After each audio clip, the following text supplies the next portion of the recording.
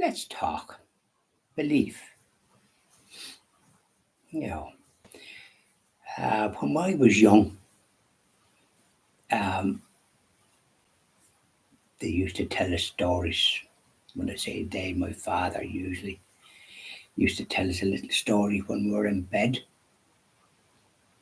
and it might be about Little Red Riding Hood going into the wood or wherever she was going, and three bears were sleeping in our bed, the little bear and the two other ones. So that was an adventure. And then there was often something about um, Humpty Dumpty and all that kind of thing. And then there was one about um, the little lad laughed and had such fun when the dish ran away with the spoon, and something about the cow jumped over the moon and took his tune to back.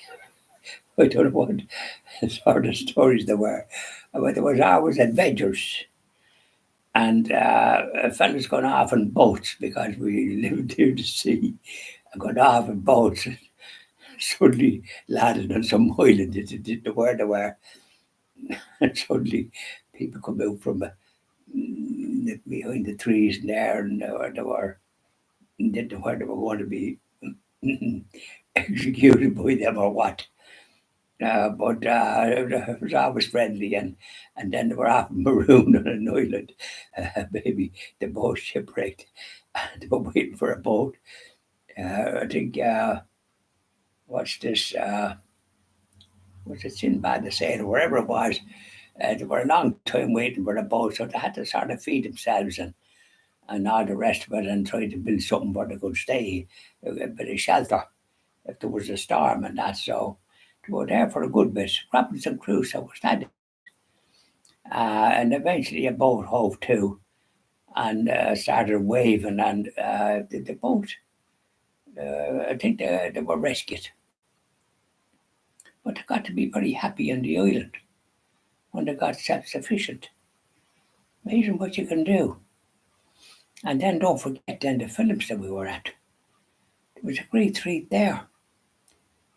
You went to the films now, it didn't cost much.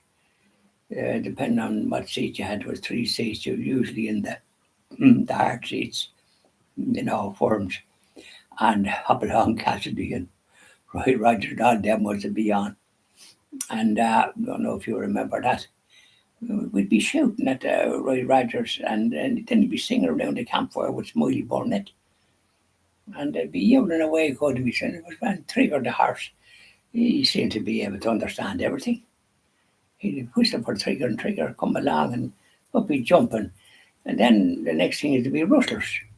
And we're always in these mulches up on the top, and here's Roy Rogers or Hopalong Cassidy coming along, and you say, "Will you go up? There's robbers up there that want to let you have it."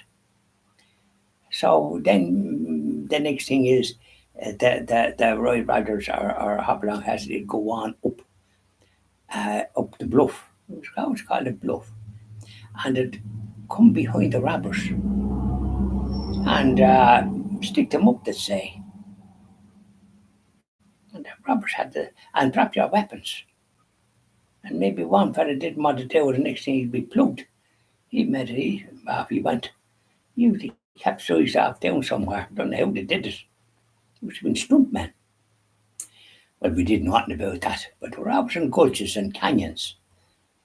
And then the robbers often had whatever they got from stagecoaches. Yeah, there was once in stagecoaches to be chatting away. What to do once, and the horses galloping along. Next thing is the robbers come along, and you're robbing the people. And then they were a bit shocked. And then they'd go off then to wherever they were going and be telling the story about what happened. But then Hopalong Cassidy and Roy Rogers and they them wanted, and Tom Mixie was another fella. And we're always chasing robbers. And we're often then the cook, they were living in bunkhouses or sometimes as well. And the cook would ring a bell or shout, and trucks up or whatever he called it. He didn't call it food. Come and get it or throw it away or something like that. And they all went into the cookhouse to get their food. And then they were off out on their horses and throwing a rope around the cows or whatever they were, and that type of thing. So it was all excitement, wasn't it? And we believed all these things. We shouted at right riders. Look at the robbers there, they're up there, or they're behind you. And they'd be shooting away, but nobody seemed to be. You get an odd fella dropping off a horse, biting the dust.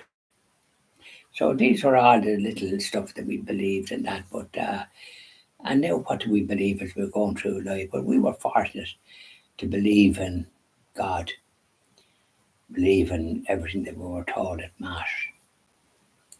The churches packed in confessions, it's a different era altogether. And then eventually they changed all these things for the worse. But now some of them are going back to it. More power to their elbow. You need to go back to the drawing board as regards that, because that's fundamental belief. We had it ourselves growing up. We didn't realise it. Only as you're going through life, you realise you had the foundation. Because you're going to confession every week, the place is packed. Parish priest had at least 2 cures, or 3 or 4, depending on the size of the parish. And so many vocations to the priesthood that there was mission societies, and they were going off spreading the good news all over the world. In Africa, in the United States, and Britain, and God knows where else. Yes, sirree. And they did a good job. Thanks be to God. I think they went to India and China and every year. Some of them was martyrs in China because they were martyrs, taken fathers. So these are all the things in Ireland that we are aware of, and those of you in other countries might have benefited from our Irish missioners. And I notice in the United States there's a good lot of bishops and other words that have Irish names, like Cardinal Timothy Dolan in New York. As jolly a man as I ever come across. I hope to meet him one of these days when I'm over that country, because we're the Christian TV Ireland project and we're hoping to have that established with donations one thing or another. But we'll be visiting the United States maybe later on this year with a bit of luck. And my friend Oliver coming as well, because he's very important in the overall situation.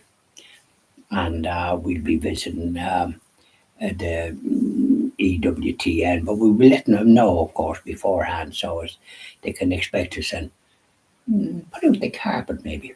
I doubt it, but we'll see, because I'm used to following them and know a fair bit about them from looking at it.